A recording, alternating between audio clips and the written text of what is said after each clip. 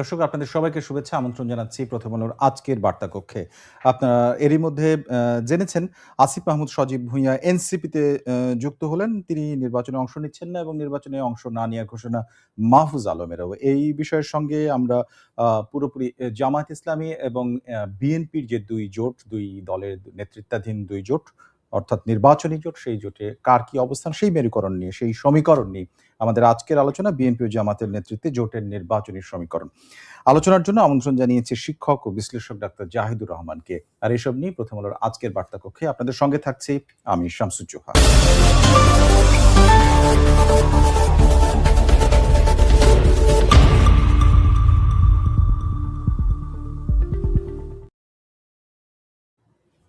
সরাসরি চলে যাচ্ছে আজকের অতিথির কাছে, ডাক্তার জাহিদুর রহমানের কাছে। আপনাকে স্বাগত। ধন্যবাদ আপনাকে।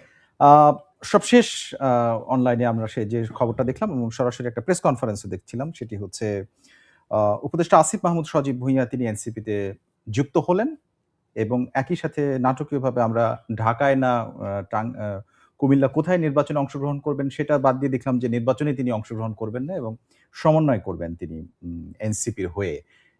মানে এইটা তাহলে কি বিএনপিতে জায়গা হলো না, কিংবা জামাতের অন্য কোনো সুবিধাজনক জায়গায় প্রতিদ্বন্দ্বিতা টেকার একটা ভয় থাকছে, এইসব জায়গা থেকে এরকম সিদ্ধান্ত বলে মনে হয়, নাকি এটি আসলে হওয়ার কথা ছিল? ধন্যবাদ আপনাকে। এনসিপিতে জয়েন করাতে একটা জিনিস প্রতিষ্ঠিত হলো। আমরা দীর্ঘদিন থেকে বলছিলাম যে ৩ উপদেষ্টা আদতে এনসিপি। জি। নাহিদ ইসলাম প্রধান হলেন এসে। হুম। হঠাৎ করে তো আর এই চিন্তা করেননি। আমরা এই আলাপটা করছিলাম যে অন্তর্বর্তী সরকারের যে চরিত্র তাতে কোনো উপদেষ্টার এই ধরনের চিন্তাভাবনা রাখা উচিত না। আসিফ মাহমুদ সজীব ভুঁইয়া এসে সেটা প্রমাণ করলেন। মাহফুজ আলম গতকাল যে স্ট্যাটাস দিয়েছে, ওখানে উনি দ্ব্যর্থহীনভাবে স্বীকার করছেন গত ১.৫ বছর থেকে এই দলটার গ্রুমিং এর জন্য তিনি কিভাবে কাজ করেছেন। নানাভাবে তিনি একদম ক্লিয়ারলি জানিয়ে দিয়েছেন। আমরা বলছিলাম এই কথাগুলো অনেক দিন থেকে। সো এগুলো সঠিক হয়নি আমি মনে করি। আর আসিফ মাহমুদের হয়তো একটা প্রশংসা এখন আসবে, তিনি নির্বাচনে কেন যাননি সেই জায়গায় আসছে, কিন্তু নির্বাচনে না যাওয়ার মাধ্যমে একটা সমালোচনা থেকে তিনি বাঁচলেন। সেটা হচ্ছে, আমি আপনার অনুষ্ঠানেও বলেছি, নভেম্বর মাসে একটা অধ্যাদেশ জারি করার জন্য সরকার যাচ্ছিল, অন্তর্বর্তী সরকার অধ্যাদেশ। সেই অধ্যাদেশের ফলে ওখানে লেখা ছিল যে এই উপদেষ্টা পরিষদের কেউ পরবর্তী সংসদ নির্বাচনে পার্টিসিপেট করবেন না। এটা পরে অধ্যাদেশ হিসেবে জারি হয়নি, কিন্তু তারা নীতিগতভাবে সমর্থন করেছিল। এটা করলেই কিন্তু দেখা যেত আমাদের এই সমালোচনাটা সামনে আসতো। তিনি না করার মাধ্যমে এই সমালোচনাটা থেকে বাঁচলেন। তবে যেটা সবচেয়ে জরুরি কথা, আপনি যেটা বলছিলেন, আপনি উপদেষ্টা ছিলেন, নানান রকম হাইপ আছে, আপনি ফর্ম কিনলেন, স্বতন্ত্র নির্বাচন করবেন, দলে আসবেন। আপনি স্বতন্ত্র নির্বাচন করলে এনসিপির হয়ে দলে পার্টিসিপেট করতে সমস্যা কোথায়? আসলে ব্যাপারটা ওই দাঁড়ালো যে উনি আসলে, আমি ধারণা করি তিনি আসলে ঠিক সাহস করে উঠছেন না। তার যে ২টো সিট, কুমিল্লার সিটে, কুমিল্লা ৩ এবং ঢাকা ১০ দুটি আলোচনা কোনোভাবেই সম্ভব না। ওখানে এত জনপ্রিয় একজন বিএনপির নেতা আছেন। আর ঢাকাতেও একই কথা, ঢাকায় ওনার তো ভোট নাই, ভোট আসলে দিনের শেষে জামায়াতের যা আছে, জামায়াত এই সিটগুলোতে খুব ভালো কিছু করবে না। সো পরাজিত হওয়ার চাইতে নির্বাচনে পার্টিসিপেট করে এবং খুব বাজেভাবে যদি পরাজিত হন, তার চাইতে রাদার এইভাবে থাকাটা তার জন্য ভালো। শেষ পর্যন্ত যেতে পারলেন, কারণ আমরা এর মধ্যে মিডিয়াতে দেখেছি একটা দর কষাকষি চলছিল, তার পজিশনটা কি হবে। তিনি এমন একটা পজিশন চেয়েছিলেন যেটা তাকে, তিনি মন্ত্রী ছিলেন, সুতরাং তার জন্য একটু বেটার কিছু উনি চাইছেন, সেটা সুরাহা হয়নি বলে শেষ পর্যন্ত হলো এভাবে হলো আর কি, তিনি যুক্ত হলেন। তো এখন আসলে দেখার ব্যাপার আছে, তিনি ইলেকশনের মূল কৌশল নির্ধারণ সহ পুরো পরিচালনা করবেন। আমি জানি না ইলেকশন পরিচালনা করা নিয়ে তার ঠিক কতটুকু যোগ্যতা বাকি আছে। লেটস সি উনি কেমন করেন। এবারে যদি এভাবে ভাবি যে যখন আমরা কুমিল্লা ৩-এর তিনি বিভিন্ন রকম অর্থ বরাদ্দ দিচ্ছিলেন এবং সহযোগিতা করছিলেন, তখন এক ধরনের আলোচনা ছিল যে তিনি ভোট টানার জন্য তার বরাদ্দগুলো দিচ্ছেন। দ্বিতীয়বারে যখন ঢাকা ১০ আসন নিয়ে কথা হলো, তখন সেখানেও তিনি একই কাজ করেছেন এবং ঢাকা ১০ আসনটা মানে অন্যান্য দলের জন্য অত্যন্ত গুরুত্বপূর্ণ আসন মানে মনে করা যেতে পারে নানা কারণে। তো এই আসনে আপনার কি মনে হয় না যে উনার যে আগের বডি ল্যাঙ্গুয়েজ এবং প্রেস কনফারেন্সে যে কথাগুলো আমরা শুনেছিলাম, তাতে উনি আসলে নির্বাচন করতে চেয়েছিলেন সেই সময়, সত্যি সেরকমই ধরে নেওয়া যায়? তাহলে কি ব্যর্থ হয়ে, যেটি আপনি বললেন যে একেবারে খারাপভাবে হেরে যাওয়ার সেই সম্ভাবনাটাই প্রকট হয়েছে, এবং সেটা কি বিএনপিতে তার জায়গা না হওয়ার কারণে? বিএনপিতে জায়গা মানে বিএনপির প্রার্থী হওয়া না, মানে বিএনপির সাপোর্ট না। এক্স্যাক্টলি, বিএনপির সাপোর্ট যদি এনসিপি পেত, যদি বিএনপি তাকে ছাড় দিত, এমনকি তার বিএনপিতে তিনি জয়েন করতে পারেন, এই আলাপও ছিল। তখন আমি একটা প্রশ্ন তুলেছিলাম, সেটা হলো বাস্তবে তিনি ঠিক কি করেছেন, কতটা দুর্নীতি করেছেন সেসব সরিয়ে রাখি। হুম। কিন্তু এটা তো সত্য তার পিএস দুর্নীতির কারণে এপিএস হ্যাঁ। দুর্নীতির অভিযোগের কারণে চাকরিচ্যুত হয়েছেন। দুদকের অনুসন্ধান এখনো চলছে যদি আমরা হুম। জানি না। এবং এপিএস খারাপ কিন্তু উপদেষ্টা ভালো। বলা খুব এটা আসলে কিভাবে হয়? হয়। সো অভিযুক্ত এবং ওয়াইড স্প্রেড পারসেপশন আছে তার দুর্নীতি নিয়ে। এছাড়া নানান অনিয়ম তার বাবার ঠিকাদারি লাইসেন্স করা, হুম। তার অস্ত্র নিয়ে সমস্যা, তিনি মিলিটারি চিফের সাথে কনফ্লিক্ট হ্যাঁ। তৈরি করার চেষ্টা করেছেন। দেয়ার আর লটস অফ কমপ্লেইন্টস আর আপনি যে দুটোর কথা বললেন, এগুলো তো একেবারে দিবালোকের মতো আমাদের সামনে এসে হাজির হুম। হয়েছে। সো আমি ধারণা করি শেষ পর্যন্ত বিএনপি বুঝতে পেরেছেন আসিফ মাহমুদ সজীব ভুঁইয়া অ্যাসেট না, একটা লায়াবিলিটি। আমিও মনে জি, করি এর আগেও আপনি এটি হ্যাঁ, আমি বলেছেন। বলেছি হ্যাঁ, এবং সেটা না করার মাধ্যমে ফলে বিএনপির সমর্থন যদি না পান, সমর্থন পেলে জিতে আসার একটা সম্ভাবনা থাকে। হুম। জামাতের সমর্থন নিয়ে খুব ডিজাস্টারাস রেজাল্ট করলে তার ভবিষ্যৎ রাজনীতি রাদার প্রশ্নের মুখে পড়ে যেতে পারে। হুম। তার চাইতে এই পরিচালনা কমিটিতে থাকলে পার্টিসিপেট করলাম না। তার জায়গা থেকে অনেকে একটা কথা বলেন আসিফ মাহমুদ সজীব ভুঁইয়া সম্পর্কে যে তিনি মানে ওনারা নতুন বন্দোবস্তের কথা বলেন। ও নতুন বন্দোবস্ত নাই আসলে, হুম। এটা পুরনো বন্দোবস্ত। কিন্তু পুরনো বন্দোবস্তের রাজনীতিতে ইনিই সম্ভবত একটু বেটার রাজনীতি বোঝেন। সো উনি পার্টিসিপেট না করাটাকে মানে আমি পুরনো ধারার বেটার পুরনো রাজনীতি। ধারা বেটার হ্যাঁ। রাজনীতি আমি মনে করি। এবার একটু আরেকজনের ক্ষেত্রে আসি যে ৩ ছাত্র উপদেষ্টার তো ২ জনের সমাধান এনসিপি। জি, একজন হচ্ছেন নাহিদ ইসলাম, আরেকজন হচ্ছেন আসিফ মাহমুদ সজীব ভুঁইয়া। জি। আ কিন্তু ঠিক এই একই পথে হাঁটলেন না মাহফুজ আলম এবং গতকালকের যে স্ট্যাটাস যেটা আপনি এরই মধ্যে উল্লেখ করেছেন, সেখানে তিনি বললেন যে এই এনসিপির সাথে তিনি জি, যুক্ত তা হতে চান না। যেমন আগের ২ জনের কিন্তু অসুবিধা হয়নি। তো উনার এই বক্তব্যটা কেন? বা উনার যে নির্বাচনে তো উনি অংশগ্রহণ করার জন্য লক্ষ্মীপুরে এক আসনে এক ধরনের গুঞ্জন ছিল না, তিনি ফর্মও উঠিয়েছিলেন। আ এবং গতকাল পর্যন্ত সবাই জানেন যে তিনি সেখানেই প্রার্থী হচ্ছেন। কিন্তু শেষ পর্যন্ত হলেন না। এইটার ভেতরে আসলে মানে মূল বিশ্লেষণটা কি আপনার? আচ্ছা, আসিফ মাহমুদ এবং মাহফুজ আলম নিয়ে একটা পত্রিকা একটা রিপোর্ট করেছে। আমি সেটাও একটু উল্লেখ করতে চাই। জি। তাদের নির্বাচনে পার্টিসিপেট না করার পেছনে এটাও একটা কারণ হতে পারে। হুম। জামায়াত নাকি ক্যাটেগরিক্যালি এই ২ জনের বিরুদ্ধে বলেছে যে জোট করতে হলে এই ২ জনকে ইলেকশন করানো যাবে না। আচ্ছা। কারণ হচ্ছে আসিফ মাহমুদের বিরুদ্ধে যে দুর্নীতির অভিযোগ আর মাহফুজ আলম একাধিকবার তিনি জামায়াতের বিরুদ্ধে বিশেষ করে মওদুদিবাদের বিরুদ্ধে হুম। তিনি আপনার বক্তব্য নিশ্চয়ই রেখেছেন। মনে আছে একবার হ্যাঁ, লিখেছেন যে হ্যাঁ। অর্ধ ডজন মওদুদিবাদের হ্যাঁ। দোকান আছে। হুম। নতুন দোকানের প্রয়োজন প্রয়োজন। এনসিপি কে উল্লেখ করে বলেছিলেন। সো জামাতের সাথে ইডিওলজিক্যালি এমনকি ৭১ নিয়েও জামাতকে তিনি খুব কঠোর কথাবার্তা বলেছিলেন। সো মাহফুজ আলমের বিরুদ্ধে একটা আদর্শিক অভিযোগ আছে আর আসিফ মাহমুদের বিরুদ্ধে একটা ওই যে বললাম যে দুর্নীতি রিলেটেড অভিযোগ আছে। সুতরাং হুম। তাদের জোটের জন্য এটা ক্ষতিকর হবে বলে জামাতের নাকি একটা শক্ত অবস্থান ছিল। সেই কারণে জনাব আসিফ মাহমুদ নির্বাচনে প্রার্থী নাও হতে পারেন।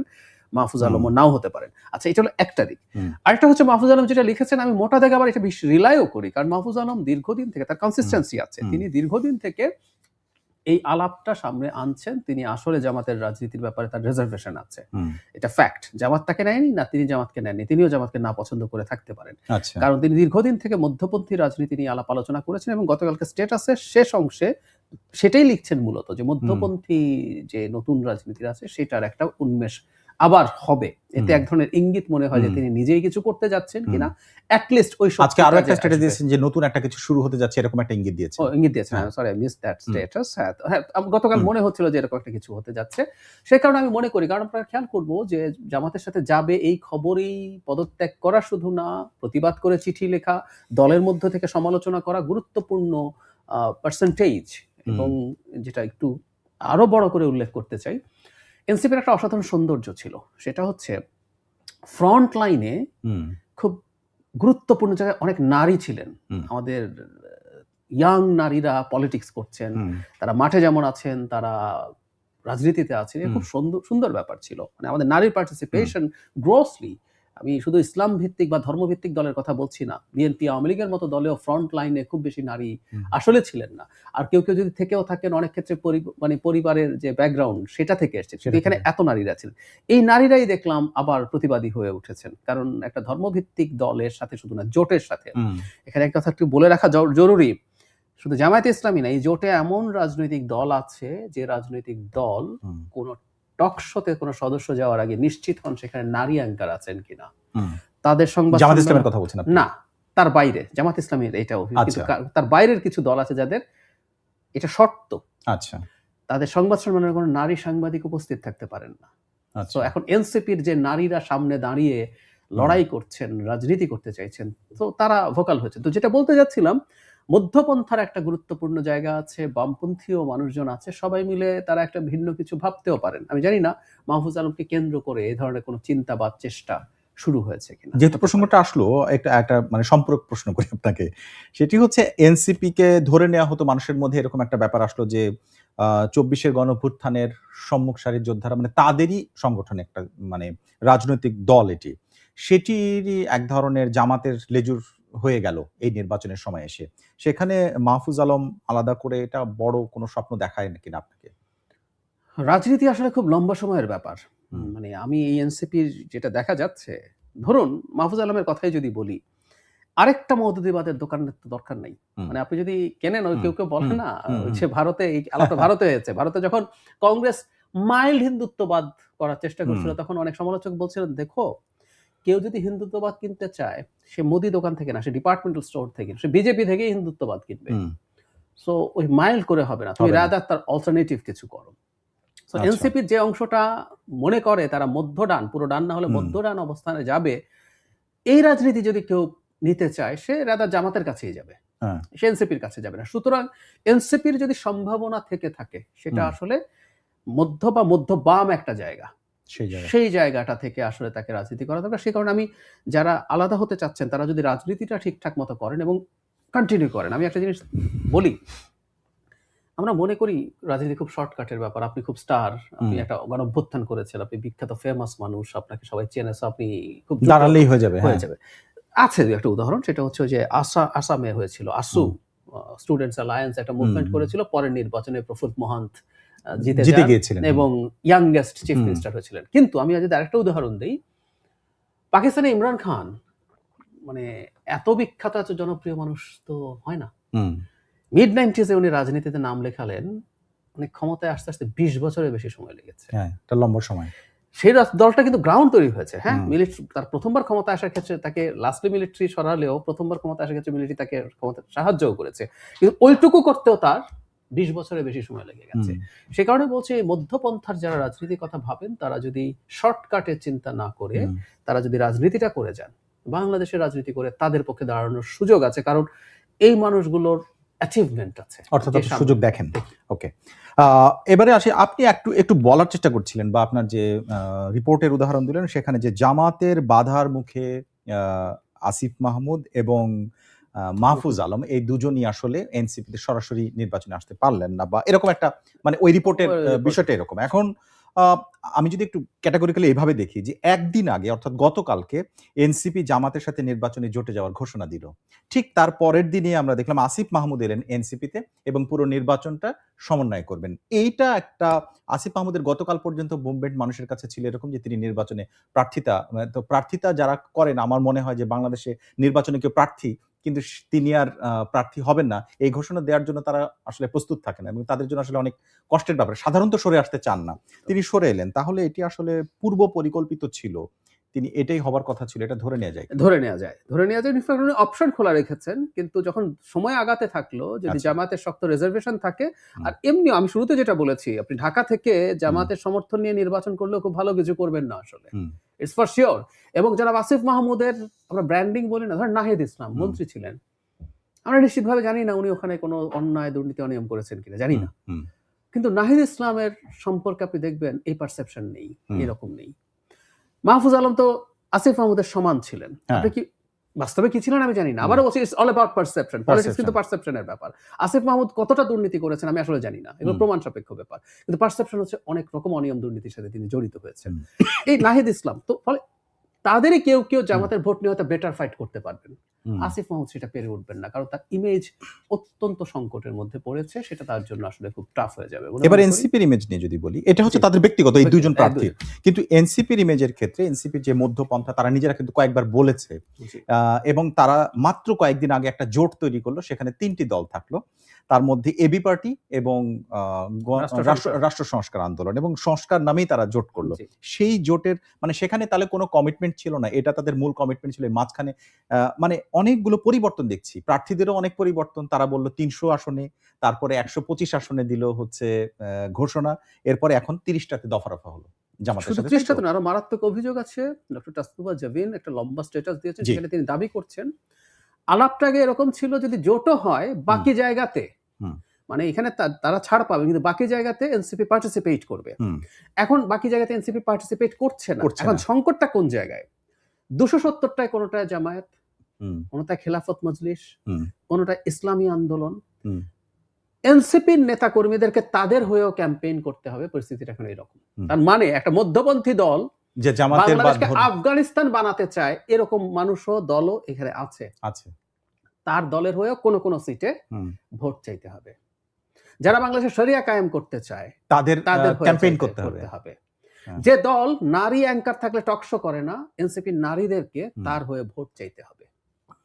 এই হচ্ছে পরিস্থিতির জায়গা। সুতরাং এনসিপি মানে যত সিম্পল মনে করছে ব্যাপারটা আসলে অত সিম্পল হয়ে দাঁড়াবে না। এনসিপি আসলে আমাকে যদি জিজ্ঞেস করেন, it's a disaster for them, এবং তাদের যতটুকু ক্ষতি হয়েছে ঠিক ততটুকু লাভ শেষ পর্যন্ত আসলে জামাতের হয়েছে। আচ্ছা। জামাত গেইন করেছে এই জোটে বিশালভাবে, এতে কোনো সন্দেহ নেই। একটা বক্তব্য আসছিল আজকে আরেকটি পার্টি আপনি জয়েন করেছে, আপনি নিশ্চয়ই জানেন এবি পার্টি। যে এবি পার্টি, যে এবি পার্টি এই এনসিপি সহ আরেকটি জোট করলো, তারা দুইটি এখানে চলে আসলো। আপনি নিশ্চয়ই জেনে থাকবেন যে এক ধরনের পারসেপশন আছে এবং অনেকে লিখে সোশ্যাল মিডিয়ায় মন্তব্যের ক্ষেত্রে যে এবি পার্টি জামাতের বি টিম এবং এনসিপি হচ্ছে জামাতের ছাত্র সংগঠন।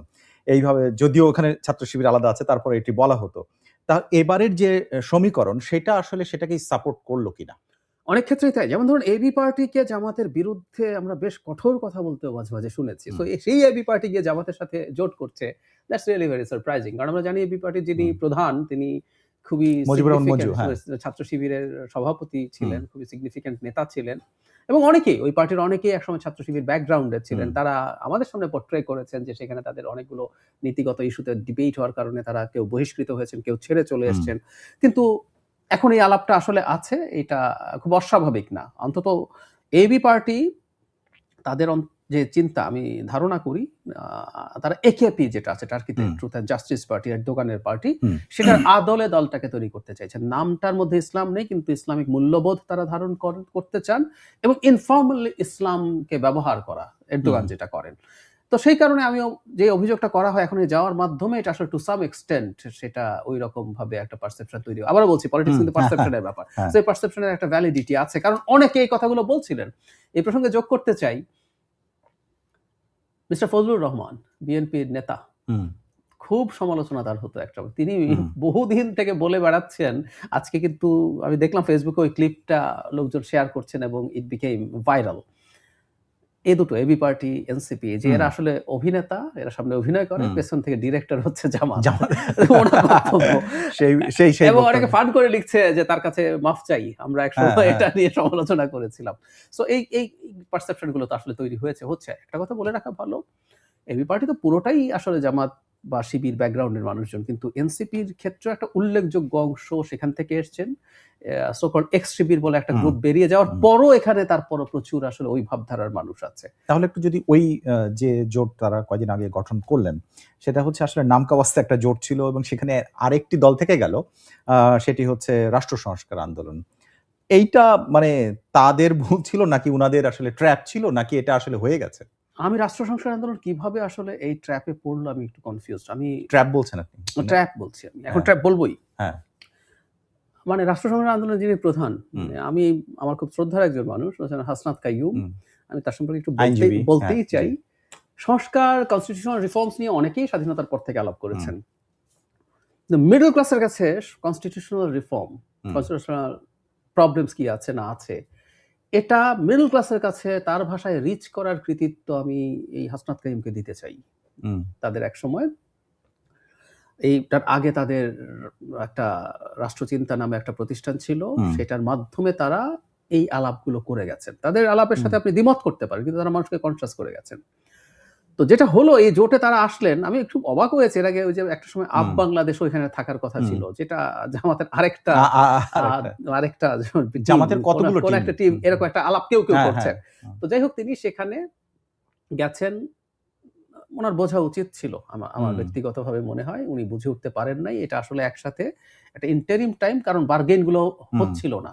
এবং আমি মনে করি এটা এনসিপি, এবি পার্টি মূলত এইটা করার মাধ্যমে তিনজনকে একত্রে রেখেছি, হুম। দুপক্ষের সাথে বার্গেনিংটা কেমন করা যায় দেখার জন্য। এবং শেষ বিএনপির সাথে যেহেতু বার্গেনিংটা খুব ভালো কিছু আর হয়ে দাঁড়ালো না, তাই এরা ৩ জন ইন্ডিভিজুয়ালি থাকবে, এই বিশ্বাসটা করা মনে হয় না ঠিক হয়েছে। কারণ এনসিপি এট এনি কস্ট তাহলে এমপি হতে চেয়েছে। এমপি হতে সোজা চেয়েছে। বাংলা হুম, কথা, যেকোনো মূল্যে এবারই হতে হবে। বেশ হুম, কিছু ইনফ্যাক্ট এই যে আমি তাসনুভার কথা বলছি, হুম, তিনি তার স্ট্যাটাসে একই কথা বলছেন, অন্য সমালোচকরা হুম, একই কথা বলছেন যে আমরা আলাদা থেকে ইলেকশন করতাম, আমরা এমপি না হতাম এবার। কিন্তু এবারই এমপি হতে হবে। এনসিপি থেকে যে হুম। এবারই এমপি হতে হবে এই ধরনের বোধ আছে, এটা বুঝলে তো তাড়া শিওর আছে থাকা, আরকি হ্যাঁ বলা তারা যায়। আছে, তাহলে আপনি হ্যাঁ, ইন্ডিপেন্ডেন্টলি থাকবেন না, এটা তো বোঝাই যাচ্ছিল। হুম। আচ্ছা, এবারে তাহলে ওই জোটটা আসলে আপনার কথা থেকে এবং বিশ্লেষণের কার্যত দেখা যাচ্ছে যে ওই জোটের আসলে কোনো অস্তিত্ব আর থাকলো না। জি। মানে মাত্র না, নেই। মানে একদম ওই একটা দল থাকলে তার জোট নেই। একটা দল থাকলে তো আর জোট থাকে না। এবারে আসি আরেকটু যোগ করি, জি। রাষ্ট্র সংগ্রাম আন্দোলনের সাথে গণতন্ত্র মঞ্চ বলে একটা মঞ্চ জি, ছিল জি, দীর্ঘদিন। জি, জি। ওদেরও দলগুলো প্রায়গুলো ৭ টা সব ৬ টা এরকম দল। বিএনপির সাথে তারা যুক্ত হয়ে যুক্ত গেছে। হয়ে তো গেছে। মানে সুতরাং ওই জোটেরও আসলে রাষ্ট্র সংস্কার আন্দোলন এখন একেবারেই একা হয়ে পড়েছে। আচ্ছা, এবারে এভাবে তাহলে ধরা যায় কিনা যে ২ টি দল আসলো এনসিপি এবং এবি পার্টি জামাতের সঙ্গে। এনসিপি ৩০০ থেকে ৩০ এ এসে নামলো এবং এবি পার্টির এখন গতকাল পর্যন্ত ৭০ টি আসনে মনোনয়নপত্র জমা দিয়েছিল তারা। এখন যেটি শোনা যাচ্ছে ৩ টি আসন ফেনী ২, বরিশাল ৩ এবং পটুয়াখালী ১। এই ৩ টি আসনে আ মানে ছেড়ে দেওয়া হতে পারে। তার মানে ৩ টা। তারা ৩০ টা এবং ৩ টা। মাত্র ৩ টি আসনের জন্য এবি পার্টি গেল? নাকি তাদের এই কনফিডেন্সটা ছিল না যে ৩ টি আসনে তারা আলাদাভাবে কম্পিট করে জয়লাভ করে আসতে পারে? আমার মনে হয় না কনফিডেন্স ছিল এবং এটা সম্ভবও না। বাংলাদেশের নির্বাচনী রাজনীতি আসলেই খুব টাফ জিনিস। হুম, এখন এটা আপনি ভোটারদেরকে নানানভাবে ব্লেম করতে পারেন। কিন্তু ভোটাররা এভাবেই চিন্তা করে। আর ভোটাররা আরেকটা জিনিস চিন্তা করে, সেটা একটু বলে রাখা ভালো। সংসদ নির্বাচন কিন্তু ব্যক্তিকে ভোট দেয়া না। এটা একটু হুম, বলে রাখি, আমি এটা নিয়ে আলাদাভাবেও আসলে আরো কথা হুম, বলব, লিখতেও চাই। কেউ বলেন প্রার্থী দেখে ভোট দিন। আসলে সংসদ নির্বাচন প্রার্থী দেখে ভোট হুম, দেওয়ার ভোট না। হুম, সংসদ নির্বাচনের মাধ্যমে আপনি একটা বাংলাদেশের হুম, সরকার নির্ধারণ করবেন। কে হুম। ক্ষমতায় যাবে। এখানে আসলে আ ব্যক্তি আপনি লোকাল গভর্নমেন্ট ইলেকশনে ব্যক্তি দেখতে পারেন। হুম, এখন ধরুন এবি পার্টি ৭০ টা এসি, ধরেন ৭০ টাই জিতিয়ে দিলাম। হুম, সো তাতেও কিছু যায় আসে না। কারণ যায় আসে না। সরকার গঠন করতে হলে ১৫১ টি ১৫১ টা দরকার। লাগবে। সো মানুষের ওই যে ভোট নষ্ট হওয়া, এরকম হুম, একটা কথা আছে। এর সঙ্গে আমরা শেয়ার করি আপনার সাথে। জাসদ যখন ৭৩ সালে নির্বাচন করে, হুম, আমি জাসদের অনেক নেতার সাথে কথা বলতে গিয়ে দেখেছি। তারা ৩০০ ক্যান্ডিডেট দিতে তাদের অনেক হুম, ঝামেলা হয়েছে। হুম, খুবই দুর্বল ধরনের ক্যান্ডিডেট কয়েকটা জায়গায় দিয়েছেন, হুম, যে ধরুন ছোটখাটো ব্যবসা করে, ছোট্ট দোকান হুম, আছে, হুম। মুদি দোকান করেন, এমন মানুষকেও তারা দিয়েছেন। কিন্তু তাদের উদ্দেশ্য ছিল দেখানো, দেখো আমি ৩০০ সিটে ক্যাম্পেইন করছি। মানে আমি প্রার্থী দিচ্ছি। নির্বাচনে জিততে চাই, আমি সরকার গঠন করতে চাই। হুম, সো আপনি ৫০ টা, ৭০ টা, ১০০ টা নমিনেশন দিলেও আসলে মানুষের কাছে পারসেপশন। তখন সে চিন্তা করে যেটা, আমি এখান থেকে মুজিবুর রহমান মঞ্জু অথবা এখানে আসাদুজ্জামান হুম, ফুয়াদকে হুম, জিতিয়ে লাভ কি? এর চাইতে যে হুম, ক্ষমতায় আসবে আমি তাকে ভোট দেই। কারণ হুম। আমাদের এটাও একটা ভুল, এটা আমাদের হওয়া উচিত না। আপনার এখানে যিনি এমপি আছেন তার দল যদি ক্ষমতায় থাকে, হুম। তাহলে আপনার এলাকার যে উন্নয়ন, মানে হ্যাঁ, হ্যাঁ, উন্নয়ন হ্যাঁ, হওয়া হ্যাঁ, তো হ্যাঁ। এমপির কাজ ছিল হ্যাঁ, না। কিন্তু সেটাই হয়ে গেছে। টাকা সেটাই হয়ে আসবে। টাকা হুম, আসবে। সো আপনি যখন চিন্তা করবেন হুম, যে তার চাইতে আমার এখানে তো যিনি ক্ষমতায় আসবে, হুম, খুব বেশি সম্ভাবনা ধানের শীষ। হুম, আর না হয় দাঁড়িপাল্লা। হুম। যদি পরে কিছুটা জি। থেকেও থাকে। সম্ভাবনা আছে বলে আমি মনে করি না। তারপরেও যদি থেকে থাকে হুম, নেক্সট এটা। তো তাহলে এটা দুটোর একটার মধ্যে তারা করার চেষ্টা করবেন। ওকে। এবারে আসি আ উল্টো দিকের যে চিত্র সেটি হচ্ছে যে মানে শেষ পর্যন্ত সেটাই তো দাঁড়ালো যে জামাত ইসলামের নেতৃত্বে একটা জোট এবং বিএনপির নেতৃত্বে একটা জোট। এর বাইরে আসলে অস্তিত্বগুলো আর কিছু যেমন গণতন্ত্র মঞ্চের কথা আপনি বলছিলেন সেটাও তো সেটাও মানে আসলে ফাংশন করছে ফাংশন না করছে না। নির্বাচনের ক্ষেত্রে। তাহলে মানে যদিও তারা বারবার বলার চেষ্টা করেন এটি নির্বাচনী জোট, এটা কৌশলগত জোট। আসলে সেইটা করে কিনা এবং বিএনপির ক্ষেত্রেও একই ঘটনা ঘটছে কিনা? বিএনপির প্রধান গুরুত্বতম গুরুত্বপূর্ণ বা প্রতিদ্বন্দ্বিতা আসলে জামাতের সাথে ছাড়া আর কেউ থাকলো কিনা? না, আর কেউ থাকলো না এবং আসলে। জামাতও আসলে শক্ত প্রতিদ্বন্দ্বী কিনা বিএনপির কাছে? আমি মনে করি না। জনাব তারেক রহমান বিএনপির প্রধান তার দলকে সতর্ক করার চেষ্টা করছেন। এটা একজন সর্বোচ্চ নেতা হিসাবে করাই উচিত, যে হুম, নির্বাচন সহজ হবে না। হুম, আমি মনে করি এই নির্বাচন একেবারেই কঠিন হবে না। নির্বাচন বিএনপির জন্য কঠিন হবে পরেরটা। হুম, এটায় বিএনপি আদৌ কোনো চ্যালেঞ্জের শিকার হবে না। এখন ধরুন আপনি প্রায় দেখবেন হুম, ছবি দিচ্ছে। কে প্রধানমন্ত্রী হচ্ছেন? তারেক রহমান, ডাক্তার শফিকুর রহমান। শফিকুর রহমান এখানে ধরুন হার্ট সাইন দেয়া, হুম, তারেক রহমান এখানে লাইক সাইন হুম। দেয়া। সবাই ভোট ফেসবুকের দিচ্ছে। যে এক ধরনের সবাই হ্যাঁ, ভোট দিচ্ছে। হুম, আমি প্রায়গুলোতে ঢুকি। দেখেছি। ঢুকলে দেখবেন doctor Shafiqur Rahman prime minister হওয়ার সম্ভাবনা তারেক রহমানের চাইতে ৩ গুণ, ৪ গুণ এসব দেখবেন। আপনি আজকে একটা পোল খুলুন। আগামী হ্যাঁ, নির্বাচনে কে ক্ষমতায় আসবে? এই পোলটা আপনি খুলুন। আপনি দেখবেন ২ দিন রাখুন। আপনার যত না ফলোয়ার্স আছেন তার তুলনায় বেশি ভোট পড়বে এবং হুম, দেখবেন ওখানে ৩ গুণ সম্ভাবনা আছে জামাত সরকার গঠন। তার মানে এটা আসলে তার মধ্যে উদ্দেশ্য প্রণোদিত একটা বাহিনী। বাহিনী আছে, আপনার এই লিঙ্কটা তারা পৌঁছে দেবে বিভিন্ন হুম। গ্রুপে, তারা ওখানে ভোট টোট দেবে। আমি যে কথাটা বলতে চাই যে সোশ্যাল মিডিয়া ইকোসিস্টেমে ব্যাপারটা এরকম হচ্ছে। জামাত আসলে কম্পিটিশনের কাছাকাছিও যাবে না। আচ্ছা। মানে জামাতে জোট সহ যদি 50 সিট পায়, এই জোট সহ, এটা খুব ভালো ফলাফল মনে করি। আচ্ছা, মানে 50টা পেলেও ভালো, মানে খুবই ভালো। এই জোট করে যদি 50টা বা 60টা পর্যন্ত পেয়ে যায়, it's a very good result আমি মনে করি। তো ফলে এটা খুব ভালো কিছু হয়ে দাঁড়াবে তা না। খুব সরল সহজভাবে যদি এভাবে বলা যায় যে আওয়ামী লীগ একটা শক্ত প্রতিদ্বন্দ্বী ছিল বিএনপির, যে কারণে আওয়ামী লীগ বিএনপিকে, বিএনপি আওয়ামী লীগকে ঠেলাঠেলি করতো, যেটি হচ্ছে মাঠের রাজনীতির, ভোটে জেতার রাজনীতির ক্ষেত্রে। কিন্তু আওয়ামী লীগ যেহেতু নাই, কাজেই বিএনপি জিতে যাবে, এই ধরনের একটা সরল হিসাব কি করা যাচ্ছে? একদম করা যাচ্ছে, ক্লিয়ারলি করা যাচ্ছে। ইনফ্যাক্ট এবার আওয়ামী লীগ থাকলেও বিএনপি সহজে জিতে যেত। না, পরিস্থিতিটা এরকম। আচ্ছা, যদি নাই হতো 18 সালে রাতে সিল মেরেছিলেন কেন? শেখ হাসিনার কাছে ডেটা আপনার আমার চাইতে অনেক বেশি আছে। হ্যাঁ। উনি দিনের বেলাও কারচুপি করে ঠেকানো যাবে না, উনি শিওর ছিলেন। সো রাতেই করে ফেলো কাজটা। সুতরাং আওয়ামী লীগ থাকলেও হতো না। কোনোভাবেই হতো না। কারণ আওয়ামী লীগ এমন নিচে চলে, আওয়ামী লীগের একটা সিগনিফিকেন্ট নাম্বার অফ ভোটস আছে। স্টিল তারা সেটা কম্পিট করার মতো অন্তত এই নির্বাচনে হতো। তাহলে এখানে ঠিক আছে। মানে নির্বাচনে আপনার যদি আপনার সিরিয়ালটা আমি নেই, তাহলে ব্যাপারটা এরকম যে বিএনপি ১, আওয়ামী লীগ ২ এবং তৃতীয় হচ্ছে জামাত বা তার অন্যান্য সহযোগী দলগুলো নিয়ে। এটাই যদি মানে আপনার পারসেপশনই বলি আর বা আপনার এনালাইসিস বলি। আচ্ছা, এখানে একটা তাহলে হ্যাঁ, বলুন। প্রশ্নটা হচ্ছে এরকম যে আওয়ামী লীগের যে ভোটাররা যারা তাদের আমি ওই জায়গায় আসছিলাম। বাই ডিফল্ট যে তাদের ভোটগুলো ছিল, সেগুলো এবারে কিভাবে ফাংশন করতে পারে, এগুলোর প্রতি তো সবার নজর আছে। একদম তাই। আমি ওই বলছিলাম যে সিটের সংখ্যা 50 না 60 তার চেয়েও বেড়ে যেতে পারে যদি আওয়ামী লীগের ভোট মোবিলাইজ করে জামাতের পক্ষে দেওয়ানো সম্ভব হয়। আচ্ছা, এই একটা চেষ্টা কিন্তু আছে। এই আলোচনাটা আছে, চেষ্টাও আছে, কিন্তু এইটা আদৌ মানে একদম বিপরীত রাজনীতি না? না, বিপরীত রাজনীতি হতে পারে। খুব ইন্টারেস্টিং একটা এক্সাম্পল আছে। আমি আপনাকে খুবই সবাইকে বলবো একটু চেক করে দেখতে। পশ্চিমবঙ্গে দেখবেন গত নির্বাচনের তার আগের নির্বাচনে তৃণমূল কংগ্রেসের পপুলার পার্সেন্টেজ অফ ভোটস একই আছে, প্রায় একই। বিজেপির একটা মেজর উত্থান হয়েছে। বিজেপির যত উত্থান হয়েছে ঠিক তত পতন হয়েছে সিপিআইএম এবং কংগ্রেসের। ওরা যত, তার মানে বাম দল বিজেপিকে ভোট দিচ্ছে, কারণ তারা ঠেকাতে চায় তৃণমূল কংগ্রেসকে। তার মানে পশ্চিমবঙ্গে আমরা এই উদাহরণটা আমাদের চোখের সামনে আছে, একটা লেফট দল রাইট র্যাডিক্যাল দলকে ভোট দিচ্ছে, মানে তাদের নীতি আদর্শ ঠিক বিপরীতে যাচ্ছে, কিন্তু তার একটা নির্বাচনের কৌশল। যেমন ধরুন আওয়ামী লীগ বিএনপিকে যথেষ্ট শক্তিশালী হয়ে উঠতে দিতে চাইবে না। সে চাইবে বিএনপি খুব পাওয়ারফুল সরকার না হোক, দেশ খুব ভালো না চলুক, তাতে তার আবার ফিরে আসাটা সহজ হবে। নাম্বার 2 হচ্ছে বাংলাদেশে জামাতের নেতৃত্বে এই ইসলামিস্টরা বেশ ভালো ট্র্যাকশন পেয়েছে। এটা ভারতের ডোমেস্টিক পলিটিক্সের জন্য খুব ভালো। ও কিন্তু জুজুর ভয় দেখাবে, এই দেখো ওখানে কিন্তু ইসলামিস্টরা মাথা চাড়া দিচ্ছে। মার্চ এপ্রিলে পশ্চিমবঙ্গে নির্বাচন, পশ্চিমবঙ্গে জান দিয়েও গতবার জিততে পারে নাই। আসামে নির্বাচন মার্চ এপ্রিলে, আসামে যদিও তাদের সরকার, কিন্তু পশ্চিমবঙ্গে তারা এত সহজ অবস্থা না। কেরালা তামিলনাড়ুতে নির্বাচন আছে মে জুনের দিকে। সো তার ডোমেস্টিক পলিটিক্সে, বিশেষ করে আমাদের বর্ডারের এই জায়গায়, এই উত্থানটা তাকে সাহায্য করবে। সেই বিবেচনায় তারা কেন্দ্রীয়ভাবে চেষ্টা করতে পারে মোবিলাইজ করার জন্য। আরেকটা জিনিস একটু মনে রাখতে হবে, জামায়াত আওয়ামী লীগের বিরুদ্ধে খুব বেশি মামলা করে নাই, মামলা বিএনপি বেশি করেছে। প্লাস যারা মামলাটা আমরা শিকার হচ্ছে, জামায়াত ইসলামী বহু জায়গায় তাদেরকে শেল্টার দেওয়ার চেষ্টা করছে। সো এটা যদি তারা ভালো সংখ্যায় মোবিলাইজ করতে পারে, জামাত এবং এই জোটটার ভোটের পার্সেন্টেজ, সিটের সংখ্যা আরো অনেক বেড়ে যাবে। আপনার এই পর্যবেক্ষণটা আমি নিলাম। তারপরে একটা ছোট্ট প্রশ্ন, খুবই সংক্ষিপ্ত চাইবো, যে এইটা সাধারণ একজন ভোটারকে, মানে 71 প্রশ্নে জামাত ইসলামের যে সমালোচনা আর আওয়ামী লীগের যে অবস্থান, মানে হতে পারে যে অনেকে বলে যে এটা অনেক সমালোচনা আছে আওয়ামী লীগেরও, যে 71 কে ব্যবসার মতো করে ভোটের জন্য ব্যবহার করলেও তারা তো এটাকে ব্যবহার করে। সো তাদের অবস্থানটা দুই দিকে। সাধারণ মানুষ ভোটাররা একেবারে এই কথা শোনা মাত্র যে ভোট দিয়ে ফেলবে, এটা আসলে আওয়ামী লীগের এখন সাধারণ ভোটার নাই। আওয়ামী লীগের এখন যারা ভোটার আছে এরা একেবারে অন্ধ সমর্থক। আমার হিসাবে এটা কম বেশি না, কম, সর্বোচ্চ একটা সিলিং আছে, এটা 20%। এটা হচ্ছে কম হবে কিন্তু বেশি হবে, but still it's a huge number. এরা কিন্তু আর সাধারণ ভোটার না।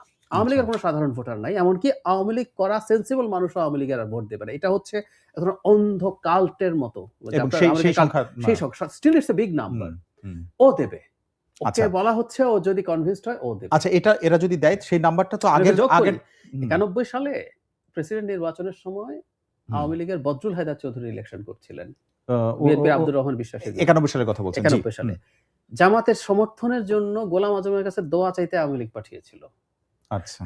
তারপরে একসাথে হুম। মানে মুভমেন্ট করার অভিজ্ঞতা হুম। আছে। তাদের সাথে তাদের প্রচুর ছবি হুম। আছে হাস্যোজ্জ্বল। সুতরাং রাজনীতির ক্ষেত্রে এগুলো কিছু, হতে কিছু বলা যায় এবং না। ওই যে হ্যাঁ। বললাম যে 20% যারা একেবারে ব্লাইন্ড সাপোর্টার্স তারা আচ্ছা, আমরা ধরে হতে নিলাম পারে। যে ওই পার্সেন্টেজটা তাদের কথা শুনবে। আপনার শুনতে ওই পারে, ওই শুনতে শুনতে পারে। পারে। মানে এটা হতে পারে। কিন্তু তাহলে এত সহজ যে একটা সমীকরণ এবারে তাহলে বিএনপির সামনে কোনো চ্যালেঞ্জ নাই? বিএনপির আসলে জায়গা থেকে তারেক রহমান দেশে ফিরে আসলেন, আওয়ামী লীগ নাই, কাজেই খুব সহজে জিতে যাবে। এতই সহজ মানে সমীকরণ করা যায় কিনা?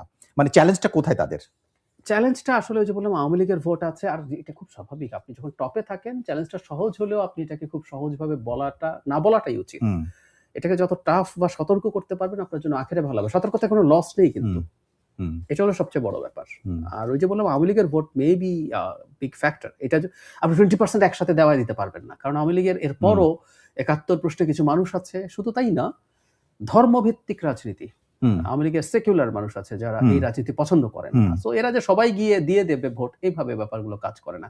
লোকাল ফ্যাক্টরস আছে। একটু যোগ করে বলবেন যে জাতীয় পার্টির একটা বিষয় যেটি নিয়ে অনেক রিজার্ভেশন আছে, অনেকে অনেক রকম কথা বলেছে। কিন্তু জাতীয় পার্টির অনেকে তো উদ্যোগ নিচ্ছে। তারা আজকে মানে বিভিন্ন জায়গায় ফর্মটা তুলেছে। এইটা আসলে এবারের নির্বাচনে এখন পর্যন্ত আপনার কি মনে হয়? কিভাবে তারা মানে ভূমিকা রাখতে পারে? নাকি একদম নাই হয়ে যাবে? আমি নাকি মনে তারা আওয়ামী লীগের ভোটের উপর ভরসা করতে পারছে? মানে তাদের ব্যাপারটা কি দাঁড়াচ্ছে? আওয়ামী লীগের ভোটের উপরে ভরসা করার সম্ভাবনা আছে। কিন্তু ওই যে বললাম যে আওয়ামী লীগ জাতীয় পার্টিকে ভোট দেয়ালেও খুব বেশি কিছু তো করে উঠতে পারবে না। হুম, তার চাইতে রাদার এই জামাতের সহ এই জোটকে দিয়ে। তবে আওয়ামী লীগের ক্ষেত্রে আবার একটা নেগেটিভ পয়েন্ট ঘটে গেল। সেটা হচ্ছে এনসিপি জামাতের জোটে যুক্ত হওয়া। হুম, শেখ হাসিনা যত অডিও কল শুনবেন দেখবেন উনি সবচেয়ে বেশি ক্ষুব্ধ এই সমন্বয়কদের উপরে হুম, ডক্টর ইউনূস এবং জনাব তারেক রহমান। এই হুম, হচ্ছে তার লিস্ট। হুম, সো সমন্বয়কদের উপরে এবং তাদের দল এনসিপি হয়ে এখানে থাকার কারণে ক্ষোভ হতে পারে। আর জাতীয় পার্টিতেও ইনফ্যাক্ট যদি তারা আওয়ামী লীগের বেশ কিছু লোককে তাদের দলে স্থান দেয়, তাহলে তারা জাতীয় পার্টি তাদের ভোটও পেতে পারে।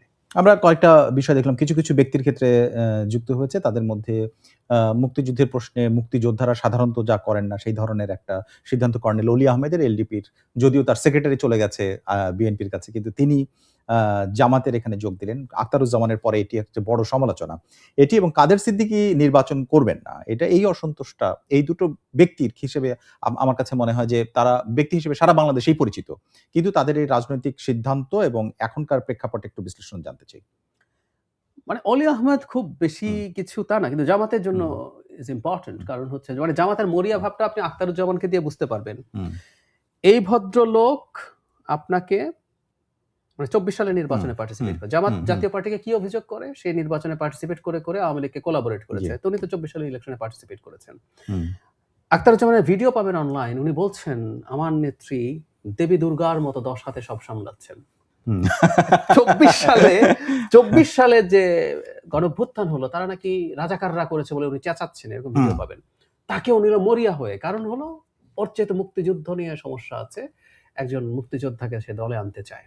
হুম, কাদের সিদ্দিকীকে নিয়েও একসময় তারা খুবই চেষ্টা সমালোচনা করেছিল। করে। হুম, এই যে এর মধ্যেও এই যে ৫ হুম, আগস্টের পরবর্তী গত রমজানে হুম, আ কাদের সিদ্দিকীকে তারা নিয়ে ছেড়েছেন। তাদের পত্রিকায় লেখাতেন একসময় হুম, শেখ হাসিনার সময়। অলি আহমেদের ক্ষেত্রেও ব্যাপারটা এইরকম যে জামাত এখন মরিয়া হয়ে এটা চাইছে। এখন অলি আহমেদদের যাওয়া নিয়ে আসলে আমাদের অনেকে অবাক হই। আমি আসলে অবাক হই না। বাংলাদেশে আপনি মুক্তিযোদ্ধা হতে পারেন। গত নির্বাচনে শাহজাহান ওমর হুম, বীরুত্তম। বীরুত্তম মানে হচ্ছে এটা equivalent to বীরশ্রেষ্ঠ। বিশেষ মানে বীরশ্রেষ্ঠ যেহেতু মরণোত্তর মরণোত্তর সেজন্য দেয়া যায় না। দেয়া যায় মানে নাই। অত্যন্ত গুরুত্বপূর্ণ স্তর। অত্যন্ত হুম, সর্বোচ্চ অবস্থান। হুম, বেঁচে থাকাদের মধ্যে সর্বোচ্চ। তো আপনি জি, তো বীরুত্তম ছিলেন। শাহজাহান হুম, ওমর। কি করলেন? ঢিল ঘরে জেল থেকে বেরোলেন, হ্যাডাম-ট্যাডাম বললেন হ্যাঁ, বলে হ্যাঁ, আওয়ামী লীগে গেলেন, নির্বাচন করলেন। সুতরাং মুক্তিযোদ্ধাদের কাছে গিয়ে জেনারেল ইব্রাহিম হুম, তিনিও তিনিও একই কাজ ২৪ করেছেন। এর নির্বাচনে ২৪ এর নির্বাচনে গেছেন। সুতরাং এগুলো বাংলাদেশে এই স্বার্থের কাছে নিজের যে অতীত, এগুলো বিসর্জন দেওয়া নতুন কিছু না। এবারে একেবারেই বিএনপির সবশেষ যে বিষয়টি দেখলাম, খালেদা জিয়ার ৩ টি আসনে নির্বাচনের কথা এর আগে শোনা গেল। আজকে যখন সবশেষ দিন, খালেদা জিয়ার যখন প্রার্থিতার নমিনেশন ফর্ম দেওয়া হচ্ছে, সেখানে তার সিগনেচার নাই এবং শারীরিক অসুস্থতার জন্য সেটি হাতের ছাপ, আঙ্গুলের ছাপ আছে। এতে ধরে নেয়া যায় তো যে তিনি সিগনেচার করার অবস্থায় সেই অবশ্যই। না, শারীরিক এটা যে শিওর অবস্থাটা সেই জায়গায় নেই উনি। সেটি। শিওর। আরেকটি হচ্ছে তারেক রহমানের একটি আসনের ঘোষণা এর আগে আমরা শুনেছিলাম বগুড়া ৬ আসন, তার সঙ্গে ঢাকা ১৭ আসন যুক্ত হয়েছে। এইটার আসলে মানে একদিকে হচ্ছে তারেক রহমান দেশে আসায় এই পরিবর্তনটা এবং যুক্ত হলেন কিনা, সেখানেও কিন্তু একজন শক্ত প্রতিদ্বন্দ্বী ছিলেন যিনি ভোলা ১ আসনে চলে গেছেন, আন্দালিব রহমান পার্থ। দুটো ব্যাপার, বেগম খালেদা জিয়ার অবস্থা আমরা আগে থেকেই জানি তিনি একেবারেই জীবন মৃত্যুর সন্ধিক্ষণের মতো একটা জি। অবস্থায় আছেন। সুতরাং ওনার পক্ষে সিগনেচার করার কোনো স্কোপ ছিল না। ইভেন আমরা এবং সর্বশেষ সেখানে কিন্তু অল্টারনেটিভ প্রার্থী রাখা হয়েছে হ্যাঁ, বর্ষের অল্টারনেটিভ ভিতরে। প্রার্থী রাখা হয়েছে হুম, এবং আমরা সর্বশেষ হুম, দেখছি যে খুবই অ্যালার্মিং ধরনের ব্রিফিং আসছে। হুম, ২ দিন হুম। আগে হঠাৎ করে গভীর রাতে জি, জনাব তারেক রহমান গতকালও গেছেন। জি, তাতে জি। আমরা ধারণা করতে পারি উনি হয়তো আরো খারাপ অবস্থার দিকে এটা এক যাচ্ছেন। ধরনের ইঙ্গিত। মানে কিছুদিন খুব খারাপ হলেও উনি স্টেবল ছিলেন। হুম, আমি ধারণা করি উনি এখন আর স্টেবলও নেই। হয়তো উনি হুম। ডিটেরিওরেট করছেন। সেটা একটা ব্যাপার হতে পারে। তো আমার কাছে মনে হয় যে এটা আসলে বিকল্প রাখাই ভালো এবং আমরা হয়তো একটা খারাপ খবর পেতেও পারি খুব বেশি সময় না গেলে। আর ঢাকা ১৭ র ক্ষেত্রে আমি মনে করি খুবই গুরুত্বপূর্ণ একটা সিট। হুম, এখন যেটা হয়েছে যেহেতু ধানের শীষ হুম, নিয়ে নির্বাচন করা যাবে না, জনাব আন্দালিব হুম, রহমান পার্থকে তার মার্কা নিয়ে নির্বাচন করতে হতো। সেই কারণে তিনি তার যে এলাকা সেখানে হুম, রাদার তার হুম। দীর্ঘদিনের কাজ আছে। উনি ভোলা ১ তিনি আসনে ভোলা তিনি একা আছেন। তার বাবা ওখানে ছিলেন, জি। তিনি ওখানে আছেন। হুম, সব মিলে ওইটা উনার জন্য হয়তো প্রেফারেবল হবে। সেই কারণে এই মানে গুলশানের এরিয়ার মতো মানে হুম, আমাদের হুম, হুম, হুম। ঢাকার রাজধানী কিন্তু এভাবে বলা একেবারে যেতে হ্যাঁ, পারে। হ্যাঁ। ঢাকার রাজধানীর মতো বা সবচেয়ে বেশি আ গুরুত্বপূর্ণ জায়গা। ইনফ্লুয়েন্সিয়াল এবার হ্যাঁ, মানে হ্যাঁ। ইনফ্লুয়েন্সিয়াল মানুষের হ্যাঁ, জায়গা সেই কারণেই হ্যাঁ। সম্ভবত এটা জনাব তারেক রহমান এভাবে করেছেন। It's a good decision. কারণ ঢাকার এই জায়গাটা এটা হারানো কোনো বিবেচনায় ঠিক হতো না আরকি। অনেক ধন্যবাদ ডক্টর জাহিদুর রহমান আপনাকে আজকে ধন্যবাদ। আমাদেরকে সময় দেওয়ার জন্য। দর্শক, আমাদের সঙ্গে ছিলেন শিক্ষক ও বিশ্লেষক ডক্টর জাহিদুর রহমান। আমরা বিএনপি এবং জামাতের নেতৃত্বে যে ২ জোট নির্বাচনে তাদের কলাকৌশল বা আসলে শেষ পর্যন্ত কোথায় যে দাঁড়াচ্ছে সেই বিশ্লেষণগুলো আজকে জানার চেষ্টা করেছি। এরকম রাজনৈতিক বিভিন্ন খবরের সবশেষ আপডেট এবং বিশ্লেষণ জানতে আমাদের সঙ্গে থাকুন। প্রথম আলোর এই আয়োজন বার্তা কক্ষ দেখুন রবি থেকে বৃহস্পতি পর্যন্ত প্রথমআলো.com, প্রথম আলোর ইউটিউব, ফেসবুক সহ সোশ্যাল মিডিয়ার সবগুলো প্ল্যাটফর্মে। আজ যারা সঙ্গে ছিলেন সবাইকে ধন্যবাদ।